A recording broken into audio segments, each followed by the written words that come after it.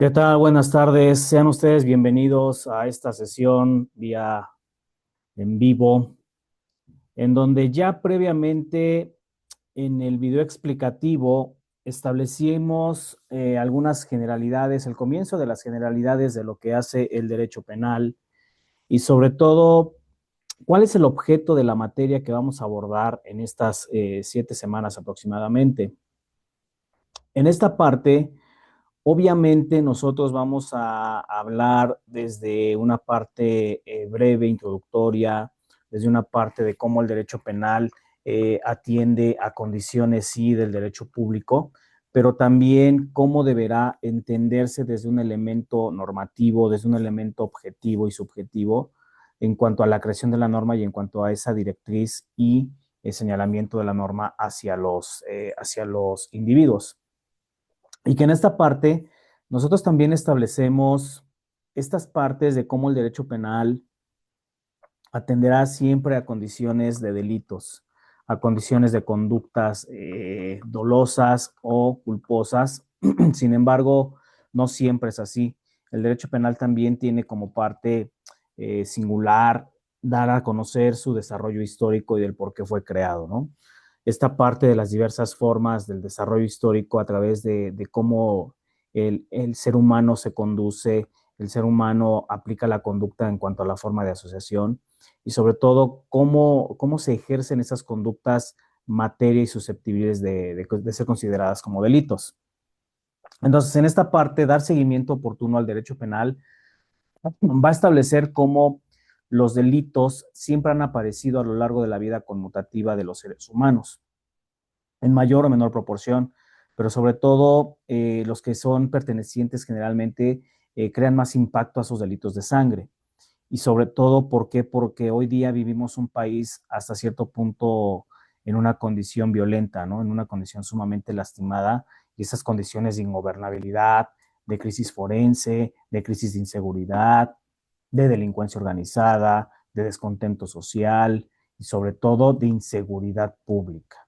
¿De acuerdo? Entonces, en esta condición también el derecho penal surge a lo largo de la vida conmutativa como una forma también de defender el honor, como una forma de establecer esa de legítima defensa cuando se ven vulnerados los derechos de la familia, los derechos sociales, los derechos patrimoniales, y que en esta parte también nosotros entendamos que la defensa del honor es importante, pero desde una perspectiva normativa, desde una perspectiva legal, desde esa perspectiva del estado de necesidad. Entonces, en esta condición también el derecho penal tiene su auge en el resultado de las conductas. O sea, para nosotros poder entender mucho del derecho penal necesitamos aprender ciencias interdisciplinarias y sobre todo vinculantes con la materia. O sea, mentira que nada más los psicólogos atienden conductas, mentira que nada más los criminólogos deben ver conductas o estudiar las mismas.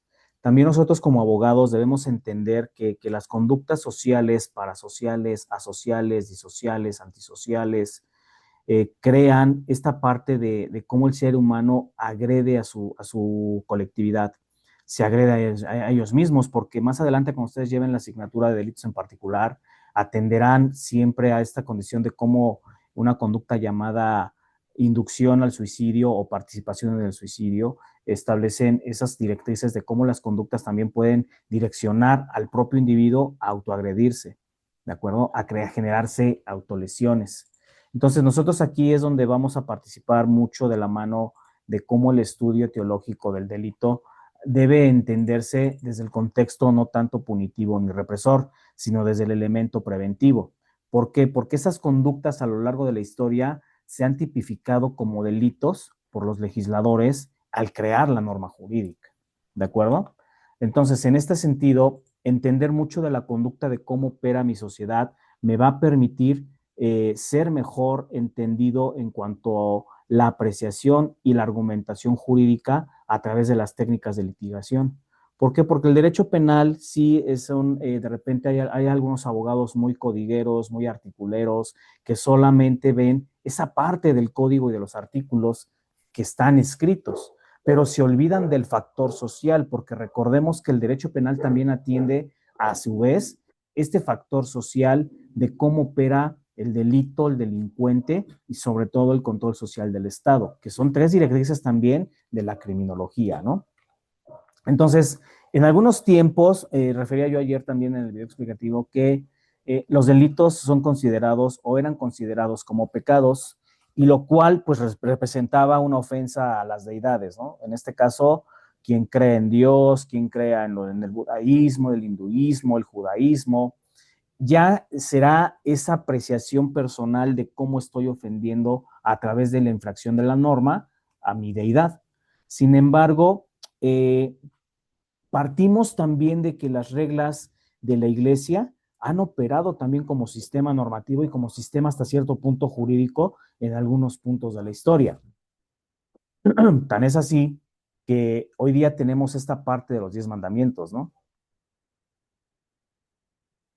Y en ese sentido, los 10 mandamientos van a estipular esas condiciones de cómo no robes, no asesines, no cometas actos impuros, honra a tu padre y a tu madre, contribuye a las necesidades de tu iglesia, entre otras condiciones. Pero realmente aquí yo me detendría mucho en estas partes de cómo el derecho penal se asocia mucho con la iglesia, ¿no? Y en esta parte de los 10 mandamientos, específicamente en la condición de no asesinar y no robar, porque apropiarse de los bienes ajenos atenta contra esa buena armonía de la deidad y en cuanto a la religión, y es considerado un pecado.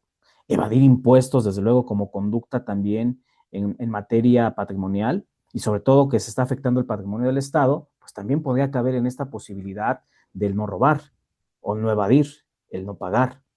Y sobre todo, ya en delitos más graves, como lo referí hace un momento en los delitos de sangre, pues el homicidio, ¿no?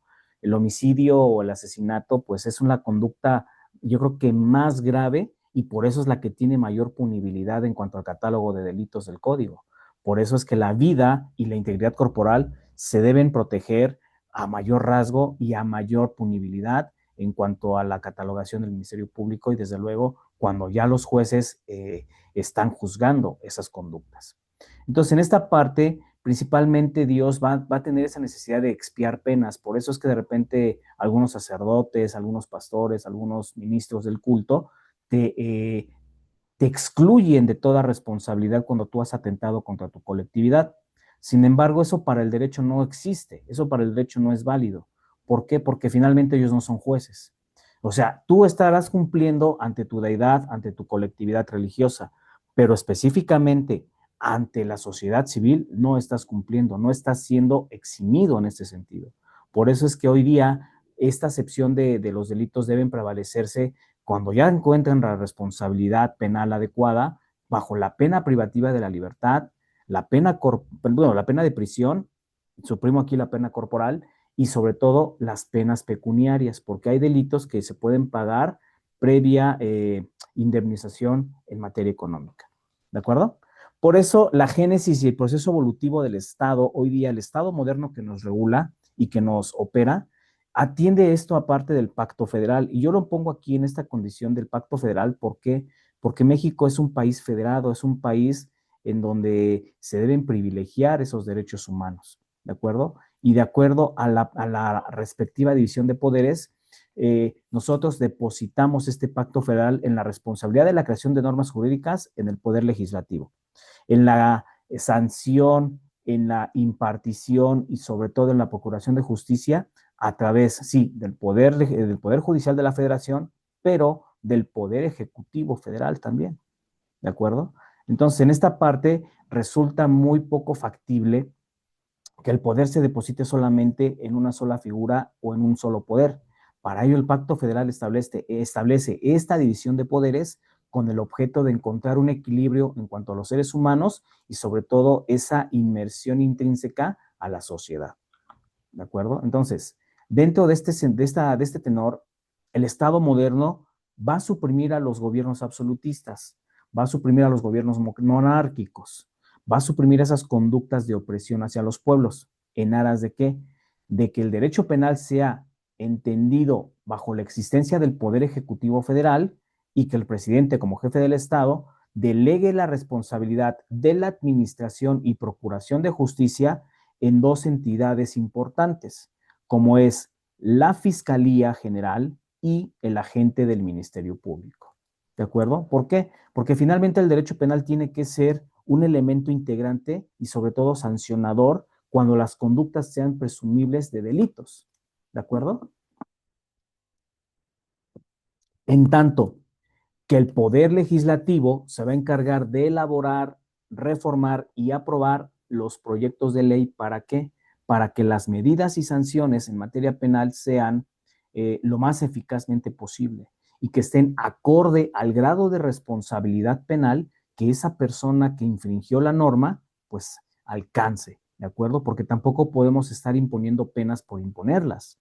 Estamos en un país en donde también la justicia no es tan expedita, no es tan transparente y sobre todo no es tan equitativa, porque principalmente estamos en aras de esto que es la fabricación de delitos. Y eso es muy grave para el país. Por eso es que el Poder Judicial, encabezado principalmente por la Suprema Corte de Justicia de la Nación, a través de sus organismos jurisdiccionales en materia federal, en materia del fuero común y en materia del fuero distrito, necesitan como objetivo principal esta impartición pronta y expedita de la justicia. Es decir, que aquellas personas que han infringido la norma reciban un juicio justo, reciban esa atención categorizada en apego a derechos humanos. Esto lo establecen los artículos 13 al 23 constitucional, que son la base de los juicios y también es la base del derecho penal, pero cuando más del proceso penal acusatorio y adversarial que hoy día opera en nuestro país. ¿De acuerdo? Ahora, desde un eje punitivo, el derecho penal sí va a ser el Estado quien va a constituir esas condiciones punitivas, a fin de que la norma jurídica susceptible de controlar las conductas y sobre todo prevenir delitos, busque siempre como fin común la convivencia sana y sobre todo la armonidad en una sociedad y sobre todo en la nuestra, que hoy día recalco esa parte, ¿no? Estamos muy lejos de encontrar esa sana armonía como sociedad. Hoy día desconfiamos de todos.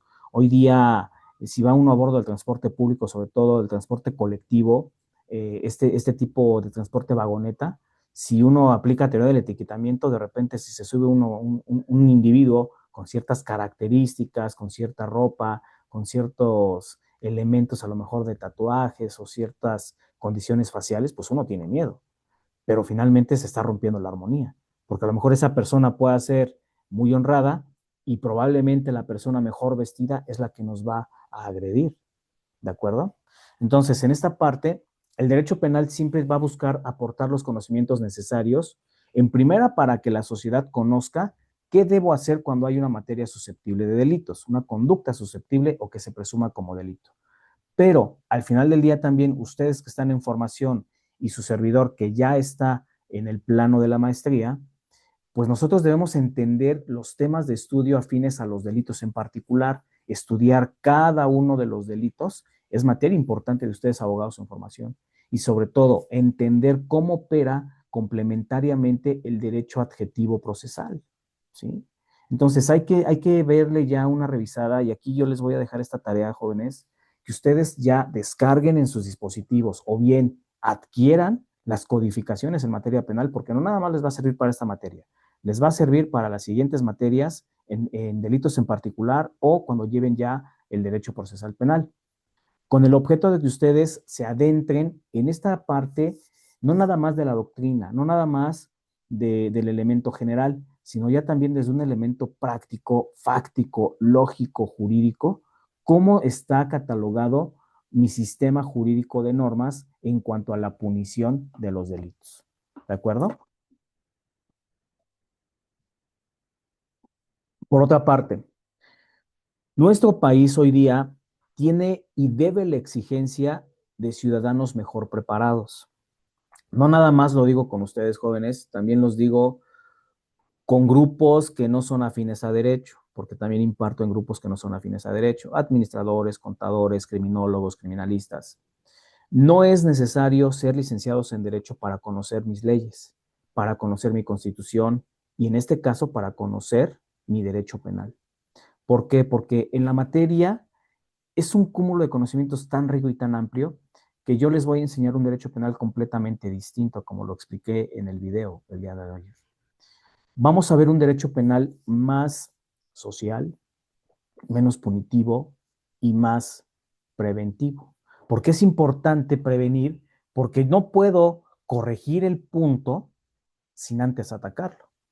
O sea, hoy día el Estado se encarga, sí, de la preparación base, de ejecutar leyes, ejecutar penas, sancionarlas, aplicar castigos, pero se ha olvidado también de esa exigencia de la prevención de los delitos. Para ello es tarea de los cuerpos de seguridad pública, de las secretarías de Estado y del propio ciudadano entender que prepararnos en materia de leyes en general y concretamente en derecho penal nos va a permitir construir un país más pacifista, un país más pacífico en cuanto a la violencia interna. ¿Sí? Entonces, en esta condición, nosotros debemos también comprender que el derecho penal tiene que abocarse un poco al apoyo de ciertas ciencias multidisciplinarias, como lo es la antropología, como es la historia, como es las matemáticas, porque aquello de las medias aritméticas, ¿no? Yo de repente no estudié otras carreras como administración, mercadotecnia o finanzas porque no quería saber de matemáticas.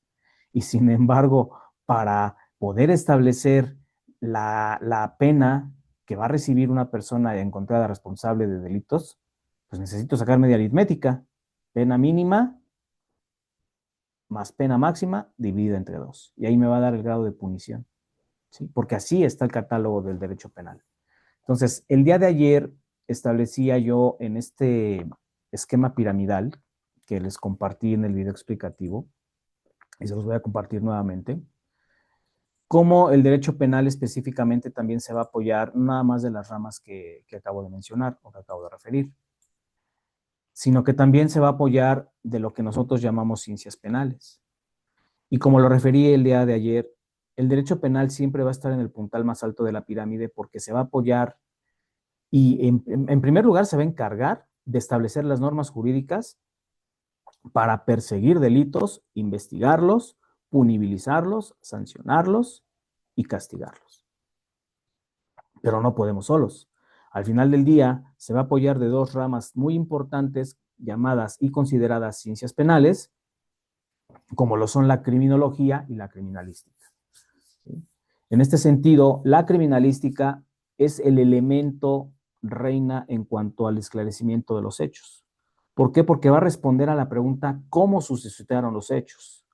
Va a responder a todas esas interrogantes mediante los métodos de investigación científica, mediante los métodos de investigación criminal, para que el objeto sea no solamente probar qué fue lo que sucedió, sino encontrar una verdad científica, no una verdad histórica, jóvenes, una verdad científica. Y para ello necesita reconstruir todo lo acontecido en el lugar de los hechos, para que a través de la implementación, utilización y sobre todo aplicación de técnicas y métodos de investigación, encontremos la verdad real de una conducta que se ha ejecutado susceptible de ser delito. En tanto que la criminología va a responder a la pregunta ¿quién ejecutó el delito? ¿Sí? Aquí va a haber participación de el delito, el delincuente, el control social y el establecimiento del iter criminis, de la teoría del iter criminis, que esto va a ser un plus para este módulo. Yo más adelante les voy a explicar qué es la teoría del iter criminis, que es el camino del delito, ¿de acuerdo? Para que entendamos cómo opera la fase ideatoria y la fase resolutiva y ejecutoria del delito. Entonces, la criminología va a estudiar, sí, al fenómeno antisocial y las medidas que se deben de implementar como Estado para que se prevengan los delitos. Pero también va a estudiar la conducta del delincuente apoyándose de varias hipótesis de la sociología, de la psicología, de la psiquiatría. Y en este sentido encontrar estas condiciones del campo de acción para prevenir el delito en la materia general, en la materia social, pero también prevenir el delito en las empresas, en las escuelas, en los centros de crianza, como son los hogares también. ¿De acuerdo, muchachos? Entonces, en esta parte, es importante también que veamos al derecho penal desde una perspectiva general. Y para ello entender al derecho desde su acepción más primigenia, me va a permitir entender por qué el derecho penal es del interés público y del orden social. ¿Sí? ¿Hasta aquí alguna duda, alguna pregunta? No, ninguna. De acuerdo. Bien, continúo. Entonces, de una naturaleza general que nos marca la norma jurídica, se va a tomar que la norma jurídica es bilateral, porque por un lado me va a otorgar facultades, me va a otorgar derechos, desde luego derechos humanos, ¿sí? Me va a permitir ejercitar el derecho de petición, todo lo que está en los 29 primeros artículos de la Constitución Política como fase dogmática, pero también establecer dentro de la fase orgánica cómo exigirle a mi gobierno, cómo exigirle a mis poderes que apliquen esas normas jurídicas, ¿de acuerdo? Pero a su vez, ese elemento bilateral me va a imponer deberes y obligaciones en razón de que el derecho me está confiriendo esas facultades, pero también me está obligando a cumplir esas facultades. Me está obligando a cumplir cómo me debo comportar en una sociedad. Por lo tanto, van a surgir dos elementos importantísimos aquí, el derecho objetivo y el derecho subjetivo. El derecho objetivo tiene como sentido común la norma, así de simple, así de sencillo. El derecho, cuando hablamos de derecho objetivo, siempre van a ser el conjunto de normas, el conjunto de principios jurídicos, el principio de los 10 principios generales del derecho, la costumbre, la legislación, y sobre todo que estos principios jurídicos o conjunto de normas jurídicas son de carácter bilateral, de observancia general e intrínsecamente abstracto para los particulares, es decir, para nosotros los ciudadanos. Porque nosotros somos los destinatarios, somos el destino final a la que va dirigida esa norma jurídica. Y por lo tanto, sí, yo tengo derechos, pero a su vez tengo deberes y obligaciones recíprocos que se intervienen en una relación tripartita, que es el Estado, el sujeto de derecho, y la relación jurídica que lo está vinculando. ¿De acuerdo? Ahora, el derecho objetivo, si nos dice que es el principio de la norma, que es la creación de la norma, que es la aplicación de la norma, llamada Código Penal, Constitución Política, Código Civil, legislación mercantil, legislación laboral, entre otras tantas, pues el derecho subjetivo es esa facultad que yo como destinatario de derecho tengo para hacer valer la norma jurídica, para hacerla positiva, para que yo entienda que es el poder que tengo conferido por el Estado y que me faculta, que me autoriza a desarrollarme en la actividad de aplicación y respeto de las propias normas jurídicas. ¿De acuerdo? En tanto que una vez concatenados derecho objetivo y derecho subjetivo, va a dar origen al Estado de Derecho. Que tanto mientan los políticos, que tanto mientan las autoridades, que tanto mientan los tribunales, pero en realidad no sabemos qué es el Estado de Derecho o no comprendemos qué es el Estado de Derecho. Entonces, esta figura va a ser el Estado sometido al propio derecho, ¿sí? Y el Estado estoy hablando de sus elementos, de sus instituciones, de la administración pública federal, de la población, el territorio, el gobierno de los hombres. ¿Por qué? Porque de aquí va a emanar el poder y esa actividad regulada y controlada ¿por quién? Por la propia ley. Entonces, el Estado de Derecho fundamentalmente se transforma en el imperio de la ley, porque nadie debe de estar por encima de la ley, aunque parezca esto lema de campaña, ¿verdad? Ya me chuté ahí un lema de campaña, pero bueno, nadie puede estar por encima de la ley. Entonces, el derecho, al ser de carácter volitivo, la voluntad general de los individuos debe estar siempre a la par o por encima del poder del Estado, porque el Estado tiene que ser garante, el Estado tiene que ser sometido al escrutinio público. El Estado tiene que brindar toda la protección necesaria a quienes, a sus ciudadanos, a sus gobernados, porque para eso están, para eso se alquilan, para eso son las votaciones. ¿Me explico? Entonces, dentro de esta clasificación del derecho penal, vamos a establecer diversas acepciones y las vamos a ir organizando. ¿Por qué? Porque en esta parte, conceptualizar al derecho penal de una manera muy general, pues ya sabemos lo que nos dicen los doctrinarios, ¿no? Que es el conjunto de normas que va a fijar y va a definir las sanciones. Perdón, las sanciones. Pero también que va a fijar la definición de los delitos. Uh-huh. Pero desde una manera más compleja, para poder conceptualizar al derecho penal, debemos entender que es una rama jurídica del orden público, que es una rama jurídica que representa a la sociedad en todo su conglomerado, que tiene como objeto principal mantener el orden público y la paz social, y que para hacer ese tipo de ejecuciones, pues ahora sí necesita de una comunidad que esté inmersa en las penas y las medidas preventivas para apoyar y mantener el bienestar público. ¿Sí? Entonces, dicho de otro modo, el derecho penal es la rama del derecho público. ¿Por qué? Porque corresponde al Estado aplicar las normas, corresponde a los particulares en una línea jerárquica y en un plano de subordinación respetar esas normas, que no se infrinjan y sobre todo su materia principal es la protección de la sociedad en materia del crimen, en materia de la criminalidad. Por eso, repito una vez más, el derecho penal, al ser público, necesita atender las condiciones del orden social, del control social. ¿De acuerdo?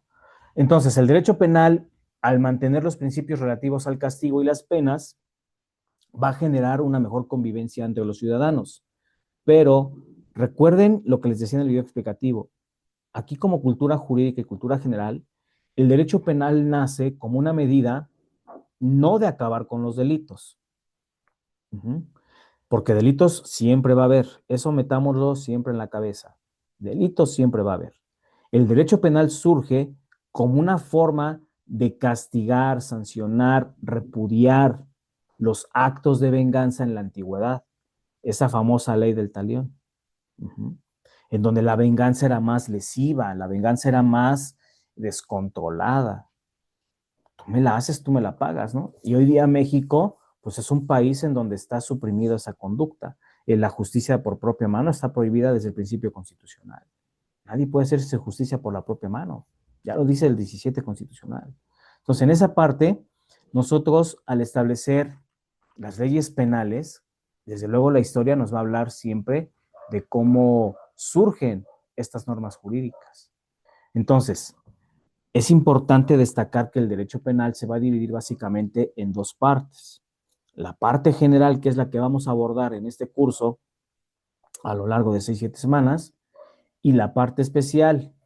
Ahora, ¿cuál es la diferencia entre una y otra? Bueno, la parte general nos va a hablar de la teoría de la ley penal, cómo se establece la ley penal, su ámbito de aplicación, su ámbito espacial, temporal, territorial, extraterritorial, de validez de las normas.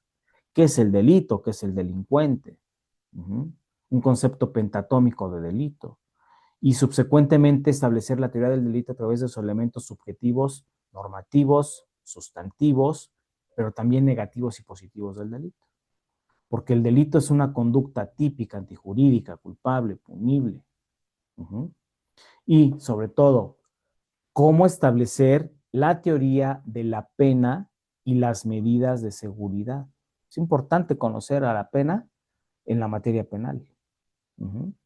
Y eso se los dará su código. Por eso les digo, o sea, cómprense o descarguen ya un código penal y vayan leyendo los delitos para que ustedes vayan visualizando cuáles son los elementos de punición y de sanción.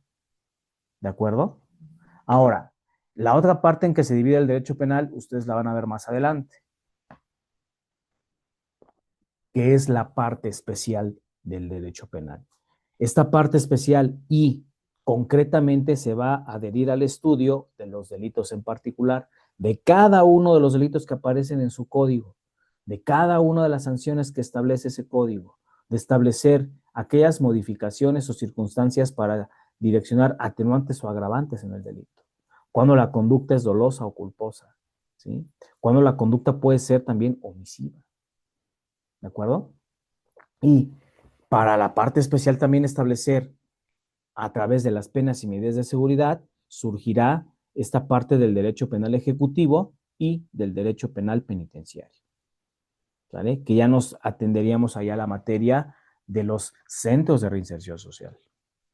Ahora bien, nosotros para poder concretar esta condición del desarrollo del derecho penal, resulta complicado establecer que es un proceso difícil de comprender muchas veces para los estudiantes como ustedes, para los justiciables y para los abogados postulantes.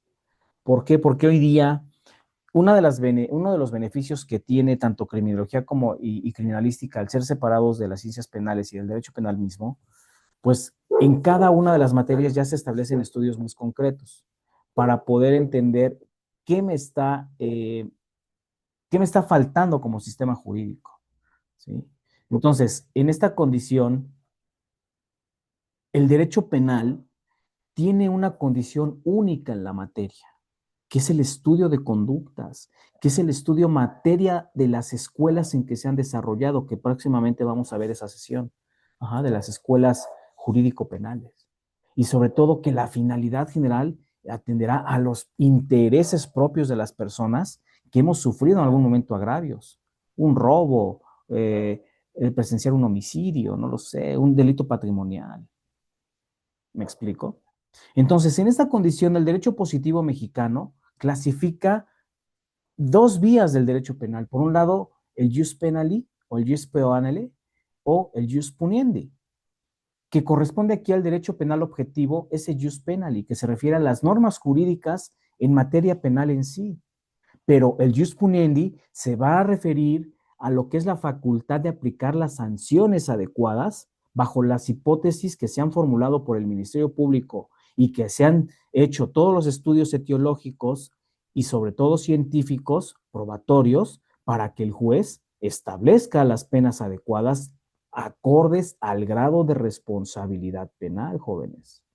¿Me explico? Entonces, el derecho penal objetivamente tiene que ser considerado, sí, como ese conjunto de leyes mediante el cual el Estado, sí, va a categorizar y va a definir a los delitos. Pero más allá de categorizar y definir a los delitos, necesitamos entender en qué estamos haciendo mal las cosas, como parte del conjunto de normas, como parte del conjunto de leyes.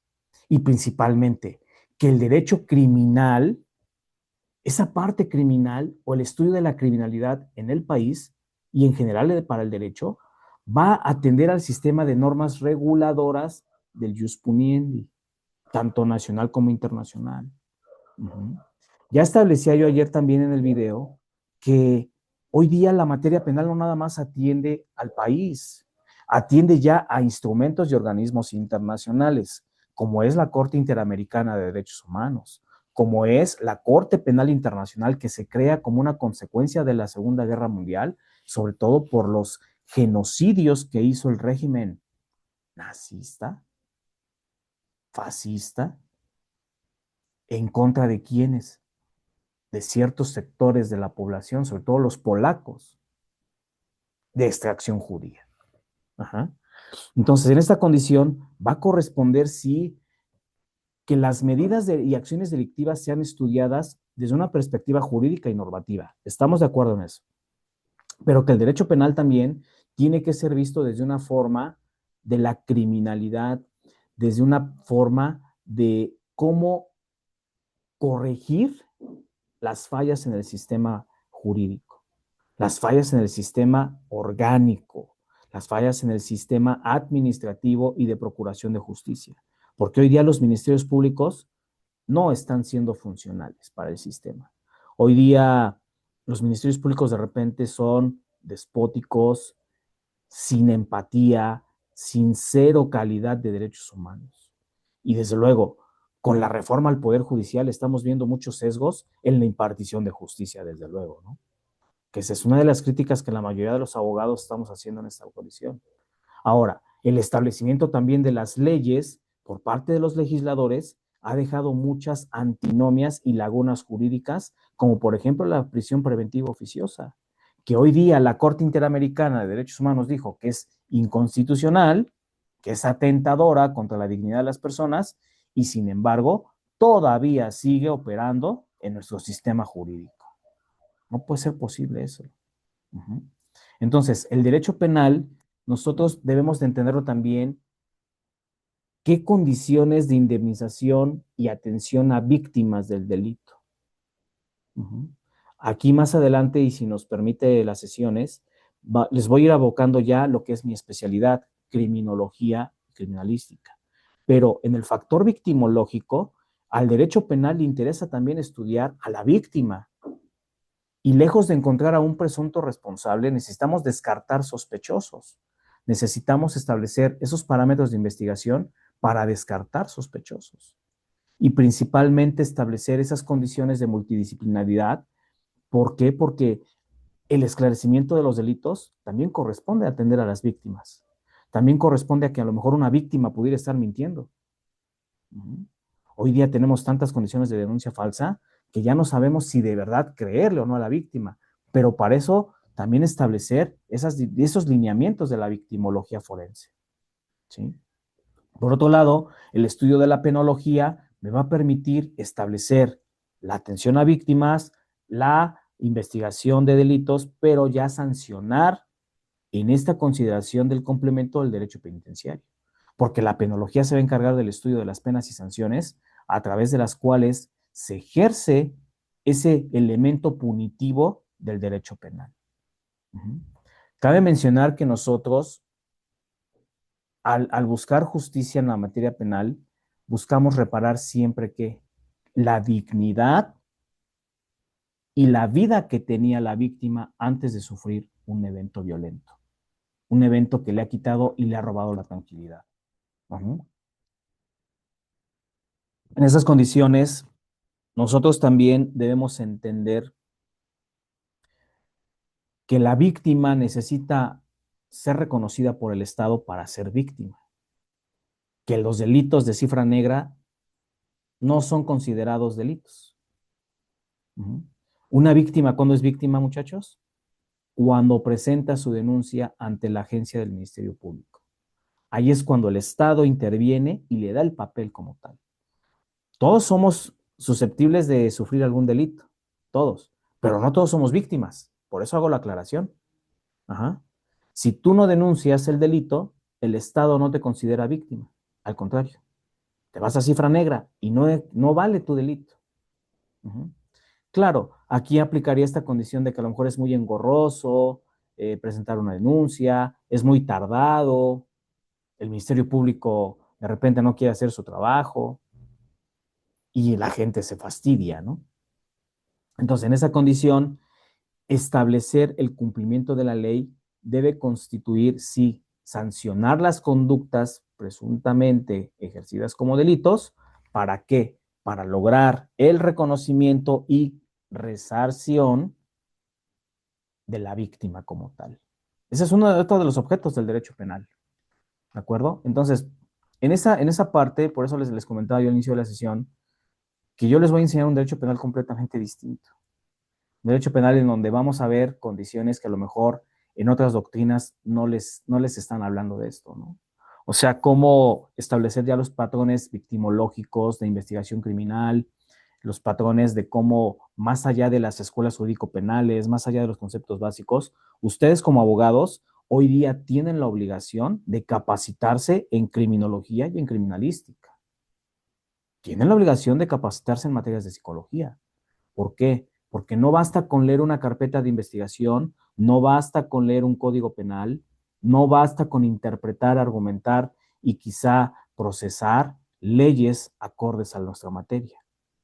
Hoy el abogado tiene que ampliar su espectro para que nosotros ampliemos esa correspondencia hacia lo que es el estudio real, social, desde luego jurídico, de los delitos. Por ahí en el grupo de WhatsApp les voy a compartir un video de una charla que sostuve en el mes de julio con motivo del Día del Abogado, para que entendamos lo que estoy hablando en estos momentos. Ahí les amplío más esa condición de por qué hoy el abogado tiene que darse a la tarea de reparar, prepararse mejor. ¿Para qué? Para entender que el delito tiene antecedentes históricos, que el delincuente sí es visto desde una perspectiva jurídica, pero también tiene que verse desde una perspectiva social, y que las sanciones harán la consecuencia de esas conductas desviadas. Pero al final del día, nosotros entendemos que los delitos necesitan sí ser estudiados desde una parte conductual, pero que al final del día se deben clasificar acorde a la historia social del delincuente que los ha ejecutado. Por eso reafirmo, el derecho penal, al ser un instrumento del derecho positivo público, establece canales relativos al castigo, pero busca como fin común armonizar a la sociedad en general, como son los fines del derecho. ¿Sí?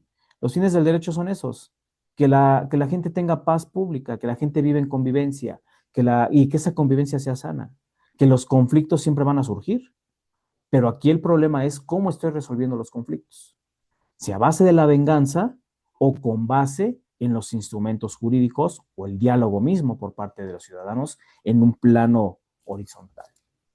¿De acuerdo, jóvenes?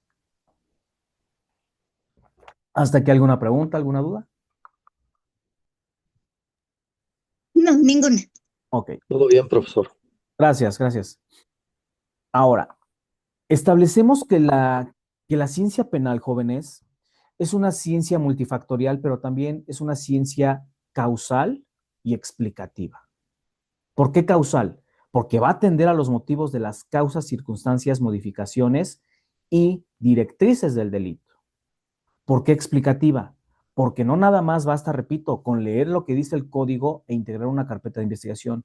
Yo necesito sustentar mi argumento a través de condiciones lógicas, fácticas, jurídicas, probatorias, pero principalmente argumentativas.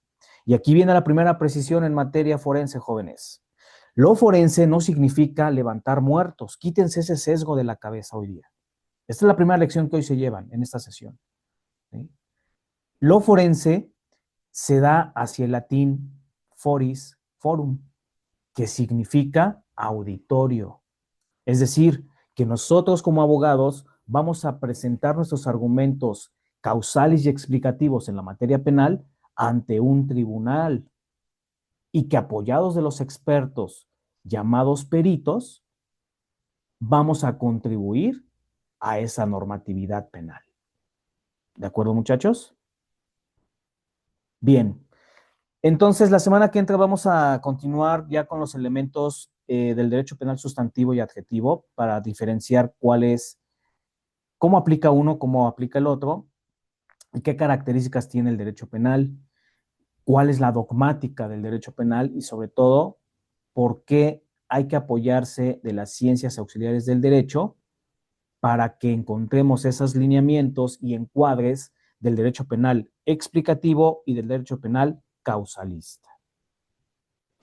Hasta aquí llego con el día de hoy mi participación, muchachos. De verdad, sean bienvenidos a este nuevo curso, disfrútenlo y quedamos pendientes en los canales de comunicación de la universidad. Ya tienen su primera actividad en la plataforma. Se trata de la lectura del libro de Gunther Jacobs, Derecho Penal del Enemigo. Es un libro muy pequeño, es de contenido como 80 páginas más o menos, 82 páginas de puro contenido. Y ahí van a entender ustedes por qué de repente nosotros en algunos sistemas, los individuos, somos considerados enemigos públicos.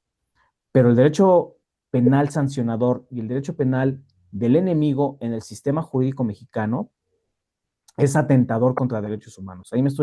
Ahí como le dicen ahora, estoy espoleando un poco el libro, pero necesito por favor que ustedes lo lean y ya en la plataforma les especifico las fechas de entrega de un breve análisis que ustedes van a desarrollar de esa obra. ¿De acuerdo, muchachos? Ok. ¿Cómo se llama el libro, maestro? Derecho penal del enemigo. El autor es Ok. Walter Jacobs. De hecho, el libro lo van a encontrar ya disponible en su apartado de recursos, ahí en la plataforma, ¿sí? Ahí está el libro, ahí lo pueden descargar.